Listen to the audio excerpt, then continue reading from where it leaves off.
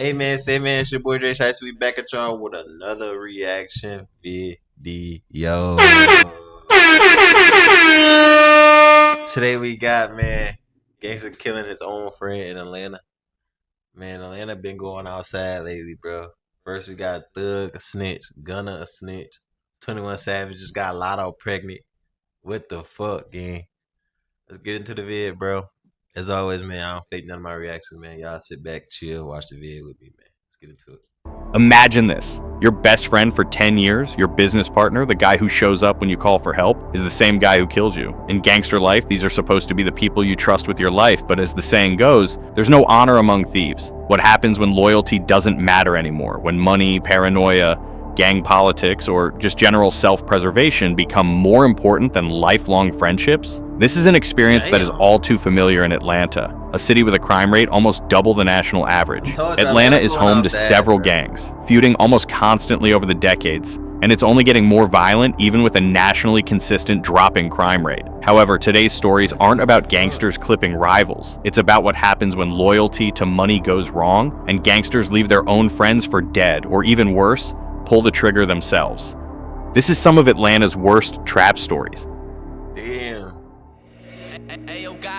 Christopher Dean was getting his life together. The 33-year-old father of two was planning one last drug deal before going clean. On October 17, 2016, his regular connect, Christopher Lockett, aka Tommy G, called him up for another marijuana transaction. 6 pounds. Same house they'd done business at before, the home of Xavier and Orlando Gibson on Sandy Creek Drive in Atlanta. Dean had no idea that Lockett had just discovered something about his past. Back in March 2015, Dean had been arrested in California on drug charges. Those charges, suspiciously, got dismissed in August 2016. The reason? Dean had become a confidential informant and provided investigators useful information about his marijuana suppliers. Dean's friend Brian Dye, a gangster disciples.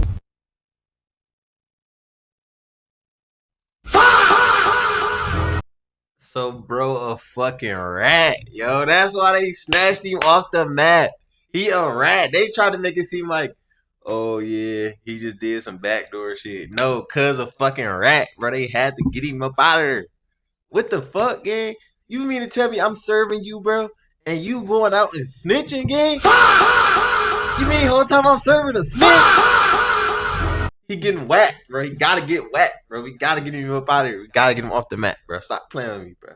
You gotta die. Remember? Found out. Dye told Lockett, and Lockett, who'd been buying marijuana from Dean for months, decided to make an example out of his plug. When Dean arrived at the Gibson house around noon, he thought he was there to sell weed to Tommy G. Instead, he walked into a room full of gangster disciples members. Lockett, Xavier Gibson, Jasper Green, Quatez Clark, and Joshua Rooks. All friends, all people who decided he had to die. What happened next, according to prosecutors, represented the most horrific death in Fulton County's recent history. For over an hour, they beat Dean with 2x4s and a crowbar. They sodomized him with a handle from some long item. Then they shot him twice in the back of the head. The entire time, Dean knew exactly why this was happening. What the fuck? They did all of this to him, bro? Bro. Wait, run this shit back, gang. Y'all gotta listen to what they said that he just did, bro. Lock in, bro. Really listen to what they said. Horrific death in Fulton County's recent history. For over an hour, they beat Dean with 2x4s and a crowbar. They sodomized him with a handle from some long item. Then they shot him twice in the back of the head. The entire time, Dean knew exactly why this was. Bro, I ain't gonna lie. They overkilled them, gang. Like, you did not have to do all that, bro. They overkilled him, gang. They beat him. Smacked the shit out of me. Shot him in the head twice, gang. You needed to do all that just because he was a rat, bro. Yeah, you could have just beat him the fuck up and be like, yeah, bro, you should have been knew he was a rat. You should have told us he was a rat. They did all this to bro. Rip, bro, man. Damn. Was happening. He'd broken the cardinal rule by talking to police. Experience Japan on a journey customized to you. Explore future. After the murder, Lockett paid 2 men, Jasper Green and Lamar Almon, to clean up the brain matter and blood and burn Dean's body. But when they saw the gruesome condition of the corpse, they couldn't go through with it. Instead, they stuffed his body into the trunk of Lockett's Toyota Camry and left it at the H.E. Holmes subway station. Atlanta police found Dean's decomposed... Of fucking course they was gonna find it at that point. Why would you kill somebody and leave them in the trunk and then park the car? What do you think was gonna happen to the car? You think the car was just gonna disappear? Like, what did you think was gonna happen, bro? You don't know a body smell. Y'all supposed to be hood niggas. Y'all don't know this? Remains on November 19th, 2016, more than a month after his murder, and all 7 suspects were arrested. Here's what's disturbing. The Gibson brothers continued living in the house with bloodstains everywhere for 30 days before police arrived. They were comfortable enough with what they'd done to just live there. In April 2019, 5 defendants were convicted: Christopher Lockett, Xavier Gibson, Quatez Clark, Joshua Rooks, and Jasper Green. All received life sentences. Lockett got life without parole. Clark got... Yeah. I'm tired of seeing this shit, bro. Every nigga that go to jail always had these thick ass bifocals, bro. You can see when you was shooting them 223s. You can see when you was shooting them 5.56s. Now you in court blind as a bat. Get the fuck out of here, bro. 2 consecutive life sentences plus 5 years. The others got straight life. The judge said it all came down to choices, but for the gangster disciples, there was no choice. Dean had cooperated with police. In their world, that meant death. Even if you were their friend, even if they'd done business with you for years, and even if you planned on leaving the life, you'd already done damage. 2 years later in Athens, Georgia, another gangster disciples member named Philman Deshaun Chambers, known as Dollar Phil, was hiding from police in Texas. He'd been arrested with a female gang leader named Andrea Page Browner in December 2018. She was taken into custody, but Chambers escaped. Paranoid and on the run, Chambers became convinced someone had snitched. He focused his suspicions on 2 men from Athens, Derek Ruff and Joshua Jackson. Both were gangster disciples associates who had absolutely nothing to do with law enforcement, but Chambers had already decided they were snitches, so he ordered Leslie Chapel Green, known as Grip, to kill them. Green was a member of the enforcement team, the gang's specialized unit that handled disciplinary murders. Text messages and phone calls revealed the plan. Green lured Ruff and Jackson from Athens to Lawrenceville, Georgia on December 19, 2018. He told them they were going to break into storage sheds and steal items to send to Chambers as aid and assistance while he hid from police in a gangster disciples safe house in Killeen, Texas. Ruff and Jackson showed up to help their guy. Instead, Green executed both of them and hid their bodies inside a storage unit. The bodies weren't discovered until March 2019, nearly 3 months later. Leave the streets alone, please, y'all. I'm begging y'all to please leave the streets alone, gang. Like, I get it. You just kill somebody, so you probably panic and you don't know what to do, bro. But you leave their bodies where somebody can smell and see them, gang. Like, what be wrong with y'all? Like, y'all don't think to dig a grave. Y'all don't think to throw them in a river. Leave them in the storage unit where you can smell the body decomposing. Please leave the streets alone, bro. If this not your sign, bro, I'm telling you, this is your sign, gang. Leave the streets alone. Later. By then, Ruff and Jackson had been reported missing. Their families had been searching, and the entire time, the 2 men had been dead in a storage locker because a paranoid gang leader on the run incorrectly decided they'd talked, killing them as they... What the fuck else on his mitt, though? Like, showed up to help him. In August 2023, a federal jury convicted Chambers and 4 other gang members of RICO conspiracy and murder. Chambers received 2 consecutive life sentences plus 10 years. During sentencing, prosecutors emphasized what this case represented. Quote, "This violent gang brutally executed one of their own and left the body on display as a warning that betrayal would not be tolerated. Except there was no betrayal. Ruff and Jackson were loyal. They were willing to help Chambers hide from police and had kept their mouths shut, and he had them murdered anyway." There are other cases, however, between independent gangsters who got their own friends killed for the worst reasons. In Northwest Atlanta, Cornelius Edwards and Billy Favors had been best friends for 10 years. Both had criminal records. Edwards had 16 prior arrests for theft, burglary, and selling marijuana. Favors had 7 felony convictions, including possession of cocaine and marijuana with intent to distribute. They'd been through everything together. It was a December 13th, 2016 afternoon, however, that would destroy their lifelong friendship. Edwards had come up with a plan to make some quick money. He was a known marijuana dealer in the area, and he decided to set up a fake drug deal to rob 2 buyers at gunpoint. He called his best friend Favors to help. 2 men, Marvin Goodman and Delvin Phillips, showed up at a residence on Holly Street thinking they were buying marijuana from Edwards. Edwards directed them to apartment 10 to complete the deal. When Goodman and Phillips walked in, they found Billy Favors waiting with a gun pointed at them. Favors tried to rob them, but Phillips wasn't going down without a fight. A shootout erupted in the apartment. Bullets flew.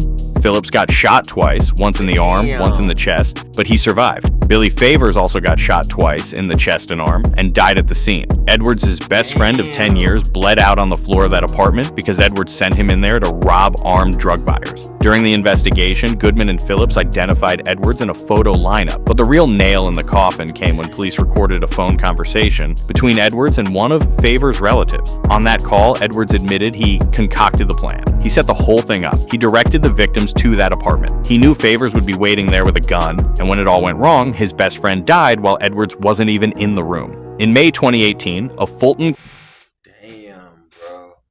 Like, no, this one not even a back door. This just sad as fuck, bro. Like, he tried to put his man on some bread. They try to rob Cuz, and Cuz died, bro. Like, that's fucked, bro. And all he was trying to do was just put him on to some pay, bro. That's bogus. Rip dog, bro. County jury convicted Edwards of murder, aggravated assault with a deadly weapon, criminal attempt to commit armed robbery, and possession of a firearm during the commission of a felony. Judge Paige Reese Whitaker sentenced him to life in prison plus 5 years. 10 years of friendship and an entire life gone because Edwards wanted to rob 2 guys for some weed money. Gino Gerard Hall, Leon Van Summers Jr., and Miles Costin were a robbery crew. They worked together, hit licks together, made money together. On April 23, 2023, the 3 of them did what they did best: target a mobile home in Stone Mountain, Georgia. The plan was simple: break in, rob the homeowner, who they believed was a drug dealer with cash, and get out. They forced their way into the home. The homeowner saw them coming and reached for his gun. Hall, or one of the crew members, shot him twice, once in the shoulder, once in the left arm, but the homeowner managed to get his handgun and fire off 1 shot. That single bullet hit Leon Van Summers in the chest. Hall and Costin ran, leaving Summers to die on the floor. The homeowner called a friend to drive him to the hospital. Summers' family started searching for him that night. They called his phone and Hall answered. Summers' father got on the phone and he told them everything, including where the shooting happened: at a mobile home park off Annistown Road, the same place where Summers' body was found the next day when police responded to the homeowner's report of a home invasion. I ain't gonna lie, gang. I feel like that's valid though. They was still, it's like they was still being real niggas because they called the family. The family called, they answered, but they didn't try to hide it. They told him where he was, bro. Like, I feel like that's valid though. Is that not valid? Like, they told him where they was, but they tried to go on a lick. Cause it's not like they made bro do it, bro. Already been doing it with them, so he already knew he was signing up for it, bro. It's just sad that he lost his life, but bro, that's part of the game, bro. You want to play that game, bro. Play stupid games, win stupid prizes, bro. Hall's own words convicted him. Cell phone records placed him at the crime scene. Traffic camera footage showed Costin's car in Stone Mountain before the robbery and leaving afterward to head back to Barnesville. And Hall had called Summers' father from Summers' phone and admitted the whole thing. In May 2025, a Gwinnett County jury convicted Hall of felony murder, home invasion, aggravated assault, and possession of a firearm during the commission of a felony. He was sentenced to life in prison plus 5 years. Leon Van Summers died. Oh my God, life in prison plus 5? God damn, bro. What the fuck? Young niggas, bro. Hell nah. I ain't gonna lie.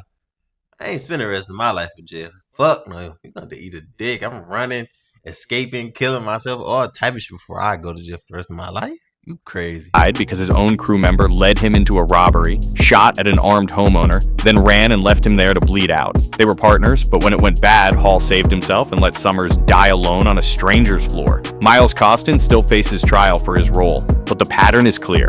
When these gang crimes go wrong, loyalty disappears, and for gangsters, death is a part of everyday life.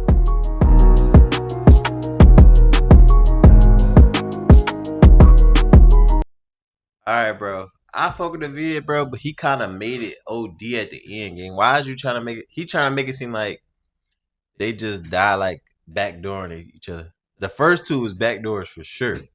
The second 2 was like, bro, you already know what come with it, gang. If you sign up for this shit, bro, you know what come with it, bro. Like, that's my opinion, though. Like, I feel like if you in the streets, bro, you trying to be in the streets, bro, you know what come with that shit, gang. Don't try to sit here and play it crazy like you don't know what come along with the game, with the street life, bro.